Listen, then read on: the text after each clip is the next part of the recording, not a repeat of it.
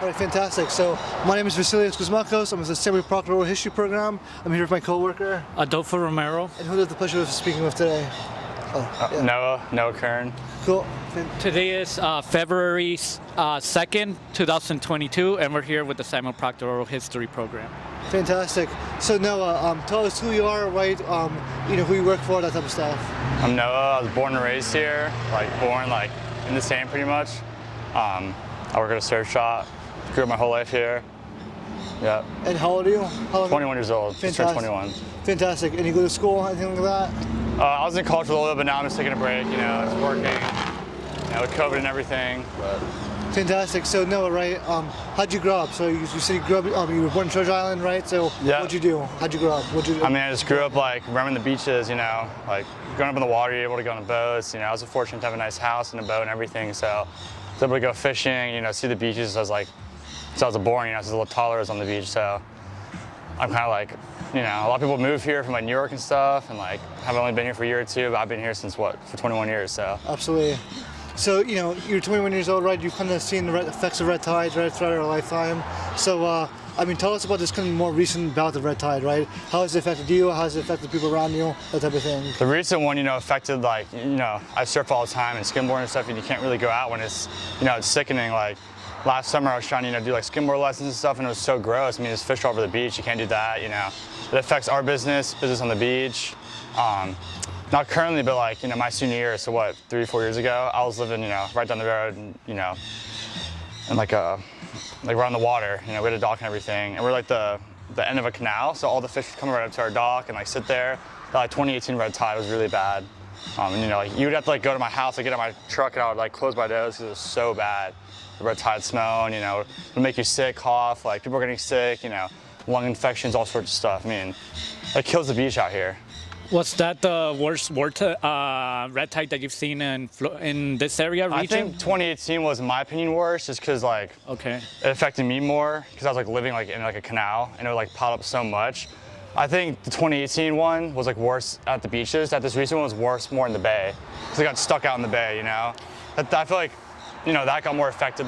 Snow Isle, Venetian Isles, all of the intercoastal got way more affected than this current red tide or recent red tide than the one 2017-18. Can you tell us a little bit about how it happened and why did we have that red tide specifically? Do you know the background behind it? From what I know, and it could be wrong, red tide's a natural phenomenon, natural thing that happens. It's just all of the chemicals are dumping in the water from Okeechobee, and because people all the neighborhoods right here have nice grass, and if they have nice grass, they have fertilizer, and it's got to go somewhere. We're in the intercoastal, we're almost on a little island in St. Pete, a little peninsula, so it goes somewhere, it goes in the ocean. So it's kind of all these chemicals are super booming this red tide, making it a natural thing that happens way, way worse. Absolutely. So tell us a little bit more about this kind of health effects you kind of mentioned, right? So you kind of grew up in the water, right? It was directly affecting you. You were coughing, you were sneezing. Tell us about that a little bit more. I never got sick to the point to go to the hospital, but getting out of my car, I have to close my nose. I can't sit in my own backyard. I can't go in my pool. I can't even fish behind my dock and stuff. You smell it out here. We have to close the shop doors when it's really bad. No one wants to eat at the restaurants.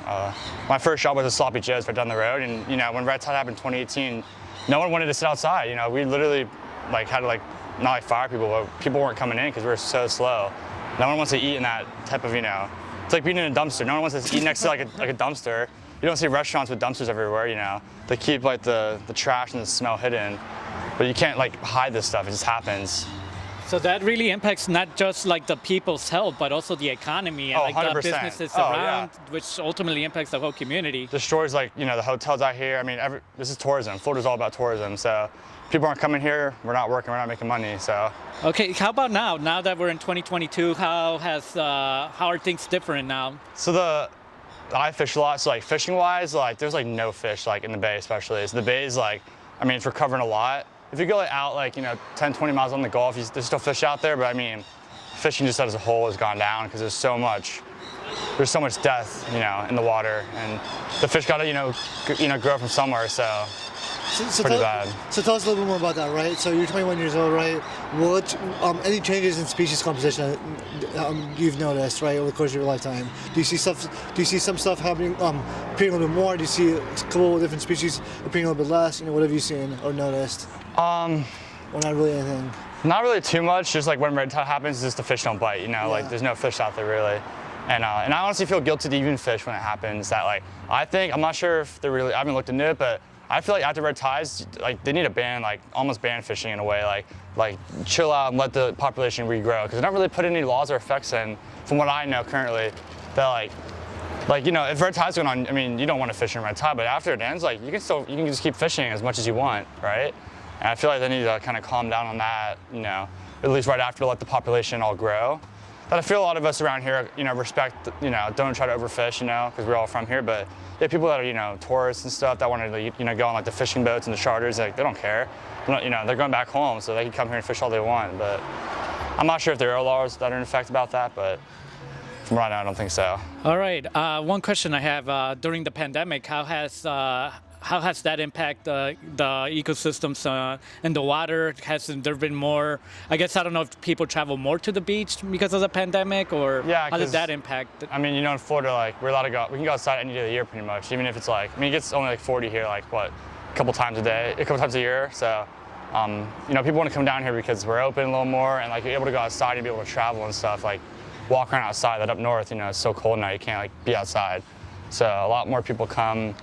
And, you know, the more people, the more trash, the more, you know, people that live here and grow up here know that, like, you gotta keep, this is our land, we gotta keep it safe and, like, respect our culture, our ecosystem. But people that aren't from here, they don't care. I mean, they come here, they come here for a week, live in a hotel, like, it's not their land. That I get, you know, but, you know, like, even going to other countries, so you gotta respect the other countries, the other, you know, you're foreigners pretty much. That's right. Even the US, so. So tell us more, so give me your thoughts about that a little bit more, right? So, you know, you mentioned community a lot, right? And how people at the community that's affected most care about it. What do you think we can do as a community, as individuals that live here, to kind of do things a little bit better? I mean, just pick up after yourself. You know, like the amount of trash you see on the beach. You know, even like the pandemic, like masks. Like there was like a mask everywhere. You know, like it's cool that we're protecting ourselves and being safe, but there's so many masks that are like in the water on the beaches and stuff. So you know, just like it takes 5 seconds to pick up a water bottle. You know, go like grab that little like thing in the mangroves, a little like piece of net, or you know, like the beer bottle, beer cap, whatever, like cigarette butts, like everything, you know, even picking up that one thing might not make it, but like if 1 million people pick up a cigarette butt once a year, it's 1 million pieces of trash gone. So it's not just like, it adds up, you know. But you just saying like, oh, like it's just one person, like I'm not gonna affect anything. Then another person's gonna think that, you know, like it's gotta be a community thing. So are you involved, or have you been involved in any of these types of kind of community efforts? I've done like beach cleanups, like Treasure Island used to have, or has them, like I'll go to a couple of them. I've been to like, what's the place down like Tierra Verde? Tampa Bay Watch. Tampa Bay Watch. Yeah. When I was a little kid, I used to do a lot of stuff with them. I mean, just on my own time, like when I'm out on the beach. Like this morning, I was just out like enjoying the weather before coming in here, and like I just saw some dude just like throw his like cup in the trash and miss, and was like shrugged his shoulders, turned around, and drove away. And I was like, let's put it in there, you know. You see a lot of like locals like just like having trash bags going around, like so it's pretty cool to see, but. So and then, you know, what does this area mean to you, right? So, you know, you grew up here, you're fishing, you're out here every single day. I mean, what makes this nature so special? It's paradise, you know, like it's a Sunshine State, especially here at Treasure Island, like it's a hidden little gem. You know, we don't have that much good surf, but you go to the East Coast, I mean, they have better surf, but there's not that much to do, you know? Like the water's prettier here, it's just, except for red tide, but I mean, it's just a cool place to live, grow up. I mean, I don't want to move anywhere else, really, you know? It's a pretty good spot to be. Well, I think that's it for me. So I really appreciate your time, and I'll let you. And then, you know, I'll give you the spiel after the interview's over. That's it from me, Deborah. Thank you. Cool.